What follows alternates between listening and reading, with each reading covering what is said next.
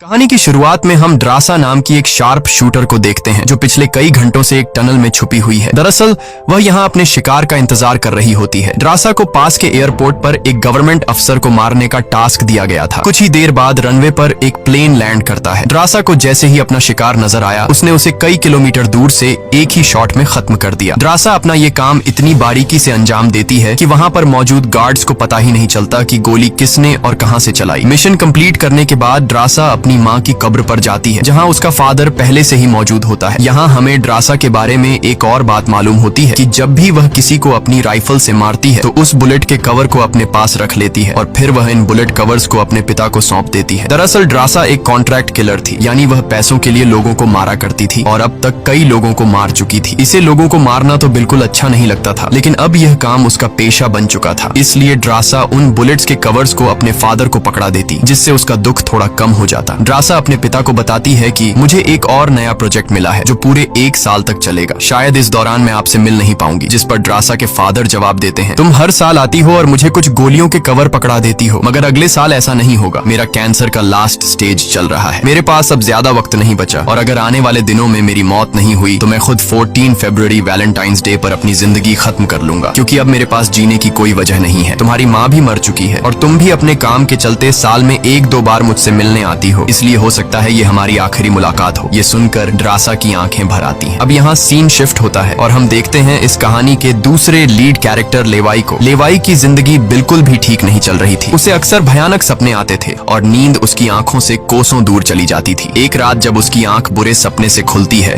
तो लेवाई अपने घर से बाहर निकलकर समुद्र के किनारे पर आता है। यहाँ उसे थोड़ा बेहतर महसूस होता है और वह अपनी डायरी में कुछ लिखने लगता है। तभी लेवाई को अचानक उसके फोन पर एक मैसेज आता है। उस मैसेज में उसे एक एड्रेस दिया गया होता है जहाँ उसे जल्द से जल्द पहुंचने का कहा गया होता है। लेवाई बिना वक्त गंवाए एक मिलिट्री बेस पर पहुंचता है और वहां उसकी मुलाकात होती है एक लेडी ऑफिसर से जिसका नाम बार्तो है। बातचीत के दौरान हमें पता चलता है कि लेवाई कोई आम इंसान नहीं बल्कि एक आर्मी ऑफिसर था, लेकिन अब वह रिटायर हो चुका है और सिर्फ इतना ही नहीं, वह एक डेडली स्नाइपर भी रह चुका है। वह अब तक 200 से भी ज्यादा लोगों को स्नाइपिंग से मार चुका है। बार्तो लेवाई से कहती है, मैं तुम्हें एक मिशन पर भेजना चाहती हूँ क्योंकि तुम एक बहुत ही अच्छे स्नाइपर हो और ये सिर्फ तुम ही कर सकते हो। लेकिन मिशन पर भेजने से पहले बार्तो लेवाई से एक बहुत ही जरूरी सवाल पूछती है, अगर तुम इस मिशन पर गए तो क्या तुम्हें याद करने वाला पीछे कोई है? ये बात सुनकर लेवाई को कुछ अजीब लगने लगता है, लेकिन फिर वह जवाब देता है, नहीं, मेरा इस दुनिया में अब कोई भी अपना नहीं है। ये सुनकर वो लेडी लेवाई से कहती है, तुम तैयारी कर लो, कुछ घंटे बाद तुम्हें उस मिशन पर भेजा जाएगा और वहाँ तुम्हें 1 साल के लिए रहना है। इसके बाद लेवाई को बेहोश कर दिया जाता है और जब उसकी आंख खुलती है तो वह अपने आप को एक एरोप्लेन में पाता है। लेवाई कुछ समझ नहीं पाता कि आखिर उसे कहाँ ले जाया जा रहा है और उसे किस तरह का मिशन सौंपा गया है। इसलिए लेवाई वहाँ पर मौजूद एक सोल्जर से पूछता है, मुझे कहाँ ले जाया जा रहा है? लेकिन वह सोल्जर लेवाई की इस बात का कोई जवाब नहीं देता, बस इतना कहता है, अपना आईडी और वॉच हमें दे दो, ये सब तुम्हें तब वापस मिलेगा जब तुम्हारा मिशन पूरा हो जाएगा। थोड़ी देर बाद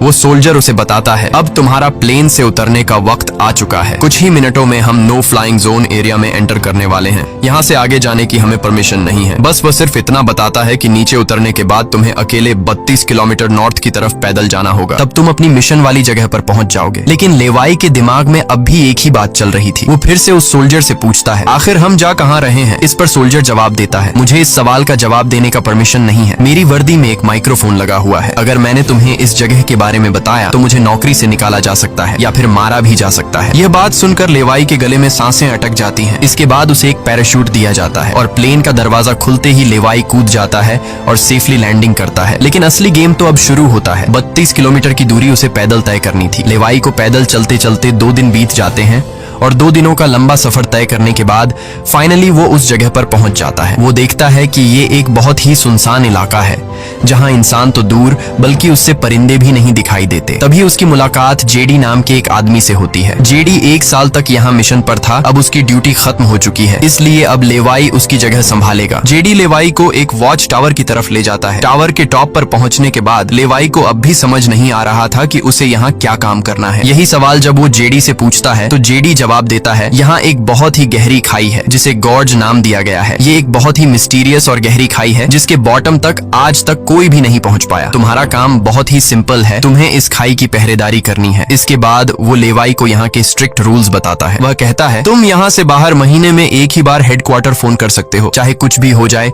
तुम बाहर की दुनिया से जुड़ने की उम्मीद मत रखना। ये टावर, जिसे हम वेस्ट टावर कहते हैं, इसके ठीक सामने ईस्ट टावर है, वह रशिया का है। वहाँ भी एक गार्ड अपनी ड्यूटी निभा रहा है, लेकिन तुम दोनों के बीच कोई भी कांटेक्ट अलाउ नहीं है। तुम्हें सिर्फ अपनी ड्यूटी पर ध्यान देना है। और हाँ, आने वाले खतरे के लिए हर वक्त तैयार रहना, क्योंकि यहाँ तुम पर किसी भी वक्त हमला किया जा सकता है। यहाँ ऑटोमेटिक गन्स और नीचे ढेर सारे लैंड माइन्स लगाए हुए हैं। अगर ऑटोमेटिक गन्स में गोलियां खत्म हो जाएं, तो उसे हमेशा रिलोड रखना, क्योंकि हमले के दौरान ऑटोमेटिक गन्स तुम्हारी बहुत काम आएगी। और आखिरी बात, अगर तुम्हें कभी भी यहाँ तेज सायरन की आवाज सुनाई देने लगे, तो तुम बिना सोचे समझे यहाँ से भाग जाना। जेडी कहता है, मुझे भी नहीं पता कि ऐसा क्यों बोला गया है, लेकिन मुझे जो पिछले ड्यूटी वर्कर ने बताया था वही मैं तुम्हें बता रहा हूँ। लेवाई उसकी सारी बातें अच्छी तरह से सुन लेता है, पर उसका सवाल एक ही था। वह पूछता है, आखिर यहाँ ऐसा क्या है जिसके लिए इतनी स्ट्रिक्ट सिक्योरिटी लगाई गई है? तभी जेडी एक ग्रेनेड निकालता है और इस ग्रेनेड को उस गहरी खाई में फेंक देता है। ग्रेनेड जैसे ही खाई की गहराइयों में धमाका करता है, वहाँ से एक अजीब भयानक आवाज गूंजने लगती है। वो आवाज किसी इंसान की बिल्कुल भी नहीं थी, वो किसी ऐसी चीज की थी जो अंधेरे में छुपी थी। जेडी लेवाई की तरफ देखता है और कहता है, ये आवाज जो तुम सुन रहे हो, ये उन क्रीचर्स की है जिन्हें हम होलोमैन कहते हैं। ये क्रीचर्स इस घड़े के अंदर रहते हैं और तुम्हारी यहाँ पर ड्यूटी ये है कि इस घड़े के अंदर से किसी भी क्रीचर को बाहर निकलने नहीं देना है। कहा जाता है कि 1940 में यूएस आर्मी के 2400 आर्मी सोल्जर्स को इस गड्ढे के अंदर भेजा गया था, ताकि यह सोल्जर्स उस गड्ढे के अंदर मौजूद सभी क्रीचर्स को खत्म कर सकें। लेकिन आज तक उनमें से एक भी जिंदा सोल्जर वापस लौट कर नहीं आया। और अब जेडी लेवाई को पूरी इंफॉर्मेशन, हर एक चीज का बताकर घर वापस जाने की तैयारी करने लगा, क्योंकि उसने यहाँ 1 साल की ड्यूटी पूरी कर दी। अब लेवाई को यहाँ 1 साल तक ड्यूटी देनी थी। जेडी लेवाई को अलविदा कहकर यहाँ से निकल पड़ता है। वह बहुत खुश था, क्योंकि 1 साल बाद वह घर जाने वाला था, लेकिन उसे पता नहीं था कि आगे उसके साथ कुछ ऐसा होने वाला है जिसके बारे में सोचने से भी डर लगता है। लोकेशन पर पहुंचने के बाद जेडी जैसे ही स्मोक करता है, तब एक हेलीकॉप्टर उसे लेने के लिए आता है। वह हेलीकॉप्टर उसके लिए रस्सी नीचे फेंकता है और जेडी इस रस्सी के जरिए ऊपर हेलीकॉप्टर में चढ़ने लगता है। हेलीकॉप्टर में बैठा एक सोल्जर पहले जेडी की आइडेंटिटी कंफर्म करता है। जेडी जब उसे अपनी पूरी इंफॉर्मेशन देता है, तो हेलीकॉप्टर में बैठा वो सोल्जर पहले जेडी को शूट करता है और उसके बाद उसकी रस्सी काट कर उसे नीचे गिरा देता है। अब यहाँ एक बात तो साफ हो चुकी थी कि जो इस जगह आता है वो यहाँ से कभी लौट नहीं पाता। इसके बाद हमें अगले दिन का सीन दिखाया जाता है। लेवाई अपने काम को निभाने लगता है। सबसे पहले वो यहाँ की कुछ रिपोर्ट्स चेक करता है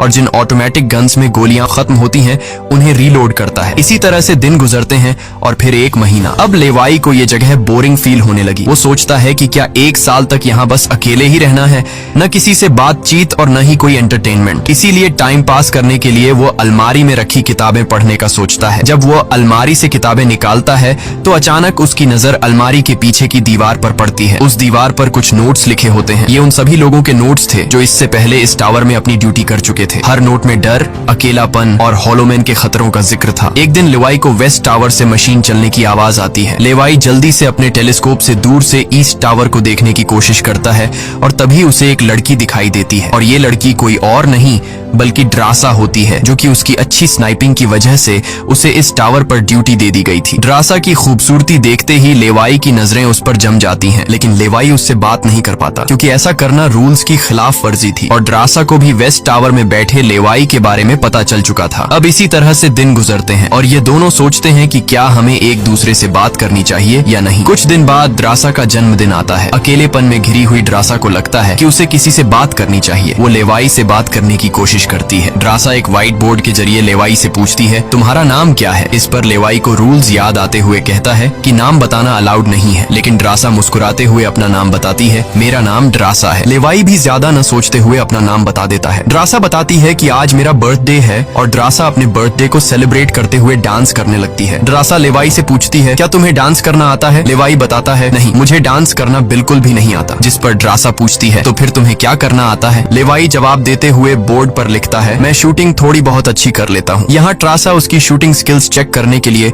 अपने टावर पर एक छोटी सी बॉटल उसके सामने रख देती है और लेवाई अपने टारगेट को निशाने पर रखते हुए एक ही गोली में उस बॉटल को फोड़ देता है। अब यहाँ ड्रासा भी पीछे रहने वाली नहीं थी। वह भी अपनी शूटिंग स्किल्स को दिखाते हुए लेवाई के टावर में रखी एक छोटी सी बॉटल को बिल्कुल परफेक्ट शूट कर लेती है, जिससे लेवाई को पता चलता है कि ड्रासा कोई आम लड़की नहीं बल्कि वह एक डेडली स्नाइपर है। धीरे धीरे दोनों की बातचीत बढ़ने लगती है। ड्रासा ड्रासा और लेवाई एक दूसरे को समझने लगते हैं। लेकिन तभी जब ये दोनों बातचीत में मसरूफ होते हैं, ड्रासा की नजर अचानक नीचे गड्ढे की तरफ जाती है। वो देखती है कि नीचे से कुछ भयानक क्रीचर्स यानी होलोमैन तेजी से वेस्ट टावर की तरफ चढ़ रहे हैं। वह जल्दी से लेवाई को अलर्ट करती है, नीचे देखो, तुम्हारी तरफ कुछ क्रीचर्स बढ़ रहे हैं। लेवाई जैसे ही नीचे देखता है, उसकी आंखें चौंक जाती हैं। नीचे सिर्फ एक या दो नहीं बल्कि हजारों क्रीचर्स ऊपर की ओर बढ़ रहे होते हैं। वो बिना वक्त गंवाए अपनी स्नाइपर राइफल उठाता है और एक एक करके क्रीचर्स को शूट करने लगता है। लेकिन क्रीचर्स की तादाद इतनी ज्यादा होती है कि लेवाई उन्हें अकेले संभाल नहीं पाता। इसलिए ट्रासा भी अपनी मशीन गन से गोलियां बरसाने लगती है। अब वेस्ट टावर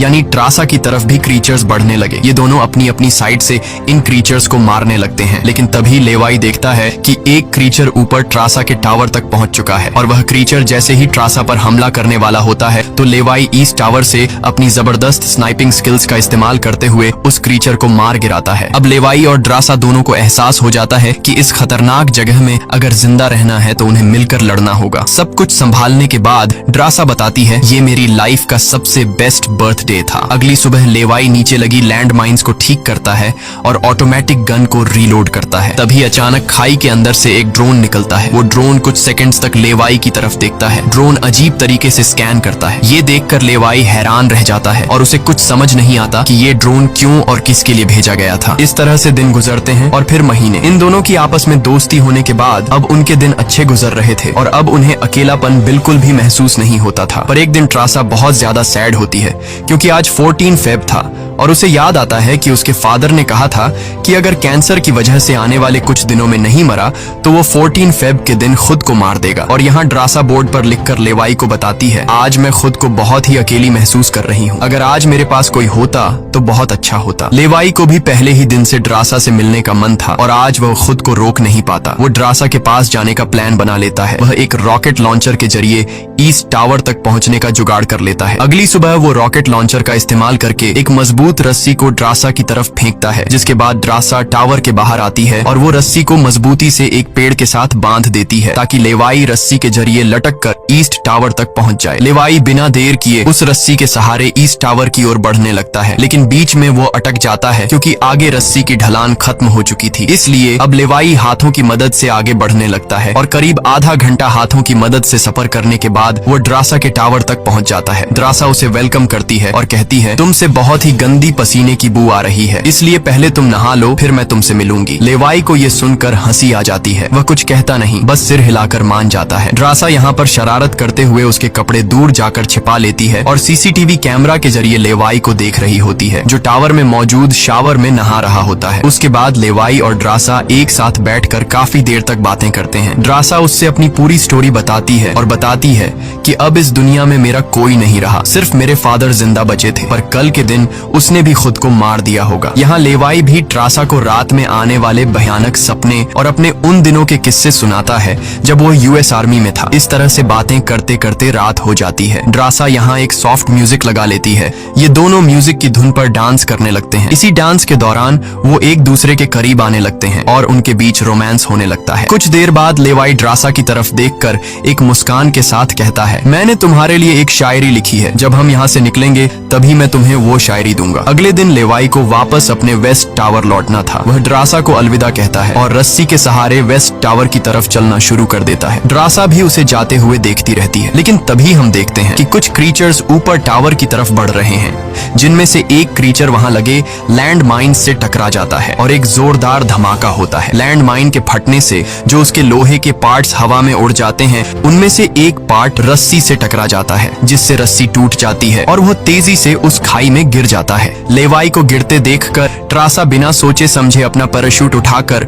वह भी उस खाई में कूद जाती है। खाई की गहराई में गिरने के बाद ट्रासा पानी की तेज बहाव वाली नदी में बहने लगती है। वह किसी तरह करके नदी से बाहर निकलकर किनारे तक पहुंच जाती है। दूसरी तरफ लेवाई की किस्मत अच्छी होती है कि वो एक बड़े से पेड़ पर गिरकर लटक चुका था। इतनी ऊंचाई से गिरने के बाद उसे चोटें तो काफी सारी आ जाती हैं, पर उसकी जान बच जाती है। जैसे ही उसकी आंखें खुलती हैं, वो देखता है कि एक बड़ा कीड़ा उस पर हमला हमला करने के लिए बढ़ रहा है। वो खुद को बचाने की कोशिश करता है, पर तभी पेड़ की लकड़ी टूट जाती है और लेवाई नीचे पेड़ की जड़ों पर गिर जाता है। नीचे गिरते ही पेड़ की जड़ों ने उसे अपनी गिरफ्त में लेने लगती है और लेवाई को जकड़ लेती है। उससे पहले कि ये जड़ें लेवाई को मार देती, वहाँ ट्रासा पहुँच जाती है। वो जल्दी से चाकू निकालकर इन जड़ों को काटने लग जाती है, जिससे लेवाई आजाद हो जाता है। इसके बाद लेवाई और ट्रासा चारों ओर देखने लगते हैं। हर तरफ सन्नाटा और डर का माहौल छाया होता है। तभी अचानक पेड़ों की आड़ से कुछ क्रीचर्स निकलकर उन पर हमला कर देते हैं। यहाँ उनके बीच एक बड़ी फाइट होने लगती है। लेवाई अपनी बंदूक संभालता है और पहली गोली सीधे एक क्रीचर के सर में मारता है। एक के बाद एक दोनों ने मिलकर दोनों क्रीचर्स को खत्म कर दिया। यहाँ लेवाई की नजर क्रीचर की डेड बॉडी पर पड़ती है। वह देखता है कि क्रीचर ने वही आर्मी वर्दी पहन रखी थी जो किसी जमाने में अमेरिकन सोल्जर्स की होती थी। ये देखकर लेवाई के रोंगटे खड़े हो जाते हैं। तभी उसे जेडी की वो बातें याद आती हैं, जब उन्होंने बताया था कि 1940 में 2400 सोल्जर्स के एक बड़े ग्रुप को इस खाई में भेजा गया था और वो सैनिक कभी वापस नहीं लौटे थे। उसके बाद लेवाई और ट्रासा एक अजीब भयानक सी जगह पर पहुंच जाते हैं। यहाँ का मंजर किसी बुरे सपने जैसा था। हर तरफ इंसानों के सड़े गले शरीर पड़े थे और सबसे अजीब बात यह थी कि इन शरीरों के अंदर से पेड़ पौधे उग आए थे। ऐसा लग रहा था जैसे कोई जानलेवा वायरस ने इस जगह को अपनी गिरफ्त में ले लिया हो। तभी अचानक पेड़ों के बीच से कुछ हलचल होती है। लेवाई और ट्रासा समझ जाते हैं कि क्रीचर्स एक बार फिर उनका पीछा कर रहे हैं। डर के मारे यह दोनों तेजी से भागने लगते हैं और एक टूटी फूटी चर्च में घुस जाते हैं। दरवाजा बंद करने के बाद सामने उन्हें एक अजीब सा नजारा दिखता है। हर तरफ इंसानों की लाशें पड़ी हुई थी। उनकी हालत देखकर ऐसा लग रहा था जैसे उन्होंने खुद अपनी जान ले ली हो ताकि इस वायरस से बच सकें। अचानक एक बड़ी मकड़ी ट्रासा के ऊपर कूद पड़ती है और ढेर सारी और भी मकड़ियां निकल आती हैं। ये मकड़ियां साइज में काफी बड़ी होती हैं। जैसे ही स्पाइडर उन पर हमला करता है, लेवाई और ट्रासा मिलकर उसे खत्म कर देते हैं। दूसरी तरफ चर्च का दरवाजा वो क्रीचर तोड़कर अंदर आ जाते हैं। लेवाई और ट्रासा अपनी जान बचाने के लिए उन पर फायरिंग शुरू कर देते हैं और जैसे तैसे करके उनसे अपनी जान छुड़ाकर चर्च से बाहर निकल आते हैं। तभी लेवाई की नजर सामने पहाड़ में बनी एक पुरानी सुरंग पर पड़ती है। वह दोनों फौरन उस सुरंग के अंदर घुस जाते हैं। अंदर जाकर उन्हें पता लगता है कि असल में यह एक पुरानी लैब है। यहाँ हर जगह टूटी फूटी कांच, मशीन्स और पुराने जंग लगे हुए कंटेनर्स पड़े थे। यहाँ लेवाई को एक पुराना डीवीडी कैसेट मिलता है। लेवाई डीवीडी को प्ले करता है और स्क्रीन पर एक लड़की नजर आती है। वह लड़की कहती है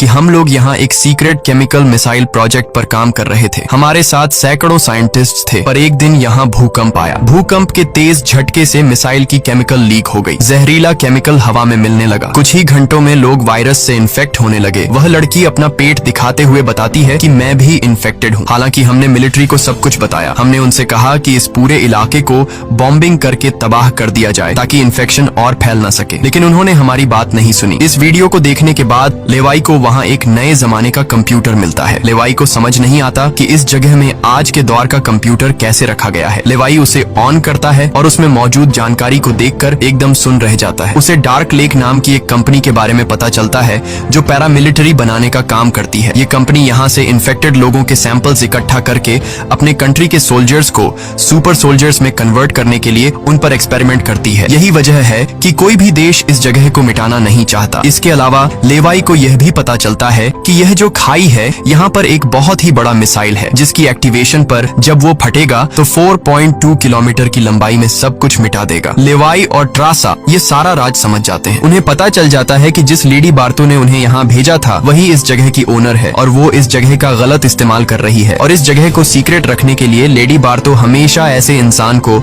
यहाँ पर ड्यूटी के लिए चुनती थी जिसका पीछे कोई पूछने वाला नहीं हो, और उस इंसान को यहाँ साल भर ड्यूटी करने के बाद मार दिया जाता, जिस तरह से जेडी को मार दिया गया था ताकि वो बाहर आकर दुनिया को इस जगह के बारे में नहीं बता सके। ये सब जानने के बाद जैसे ही ये दोनों वहाँ से निकलते हैं तभी एक घुड़सवार क्रीचर ट्रासा को रस्सी से जकड़कर अपने साथ ले जाता है। लेवाई ट्रासा की तलाश में यहाँ वहाँ भटकता है लेकिन उसे ट्रासा कहीं दिखाई नहीं दे रही थी। तभी लेवाई एक ऐसी जगह पर पहुँचता है जहाँ एक बड़ी मिसाइल रखी हुई थी। ये वही मिसाइल थी जिसके बारे में डार्क लेक कंपनी के कंप्यूटर से लेवाई को जानकारी मिली थी। लेवाई को सब कुछ साफ समझ आ चुका था। असल में वॉच टावर में पहले रह चुके लोग जब यह कहते थे कि अगर सायरन की आवाज सुनाई दे तो जितनी जल्दी हो सके यहाँ से भाग जाना चाहिए, वो दरअसल इस मिसाइल की ही बात कर रहे थे। दूसरी तरफ ट्रासा अब उस क्रीचर के कब्जे में थी। ट्रासा खुद को छुड़ाने की कोशिश करती है और जैसे तैसे करके वो खुद को छुड़ा लेती है। आजाद होते ही ट्रासा और क्रीचर के बीच फाइट छिड़ जाती है। लेवाई भी ट्रासा को ढूंढते ढूंढते वहाँ पहुँच जाता है और वह भी फौरन क्रीचर पर हमला कर देता है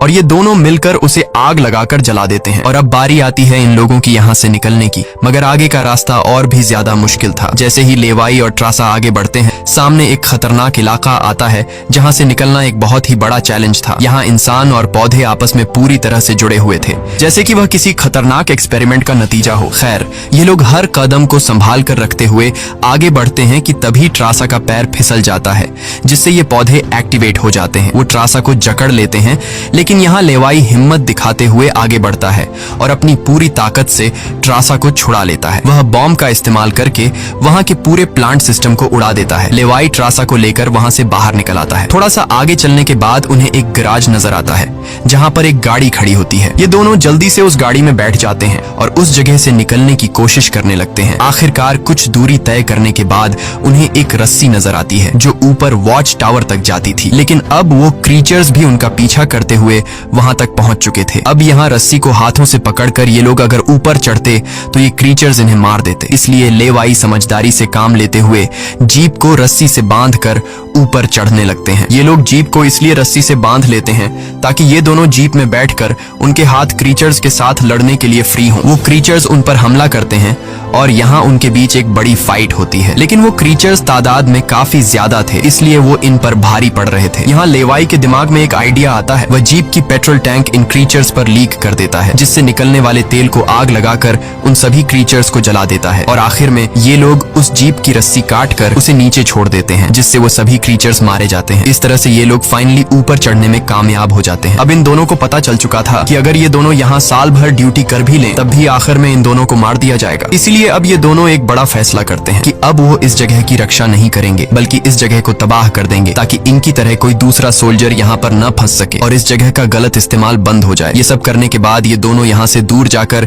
एक नई जिंदगी की शुरुआत करेंगे। यहाँ ट्रासा कहती है, मेरे पास फ्रांस में छुपने के लिए एक जगह है, हम वहाँ जाकर शादी करेंगे और आगे की जिंदगी वहीं पर बिताएंगे। लेवाई ट्रासा की बात मान जाता है और अब वह कहता है, मुझे वापस अपने टावर पर जाना होगा। मैं वहाँ जाकर टावर में एक बॉम्ब फिट करूंगा और साथ ही इस मिसाइल को भी एक्टिवेट कर दूंगा, जिससे यह पूरी जगह तबाह हो जाएगी। जिसके बाद लेवाई रस्सी की मदद से अपने टावर तक पहुंच जाता है। इस बीच लेडी बार्तो लेवाई से कांटेक्ट करती है और सवाल करती है, क्या तुम इस गड्ढे के अंदर गए थे, क्योंकि किसी ने हमारे कंप्यूटर को ऑन किया है। लेवाई यहाँ पर झूठ बोलकर बताता है, नहीं, मैं वहाँ नहीं गया था। लेकिन बार्तो जानती है कि लेवाई झूठ बोल रहा है। उन्होंने सिक्योरिटी कैमरास में सब कुछ देख लिया था कि लेवाई और ट्रासा दोनों गड्ढे के अंदर गए थे। फिर भी वो अपनी बात को आगे बढ़ाते हुए कहती है, अगर तुम नहीं गए तो फिर जाहिर सी बात है कि यह सारा काम उस वेस्ट टावर वाले गार्ड का है। तुम एक काम करो कि उस वेस्ट टावर वाले इंसान यानी ट्रासा को मार दो, क्योंकि उसने रूल तोड़ा है। यहाँ लेवाई हाँ तो बोल देता है, लेकिन बार्तो को पता चल चुका था कि यह उसे नहीं मारेगा और वह समझ चुकी थी कि ये दोनों अब यहाँ से भागने वाले हैं और बाहर जाकर दुनिया को इस जगह के बारे में बता देंगे। इसीलिए वह खुद हेलीकॉप्टर में यहाँ पहुँचती है। लेकिन बार्तो के पहुँचने से पहले ये दोनों अपनी पूरी तैयारी कर चुके थे। लेवाई टावर से काफी दूर जाकर अपनी लाइफ का सबसे लंबा शॉट लेता है और सीधा उस टावर पर गोली मारता है,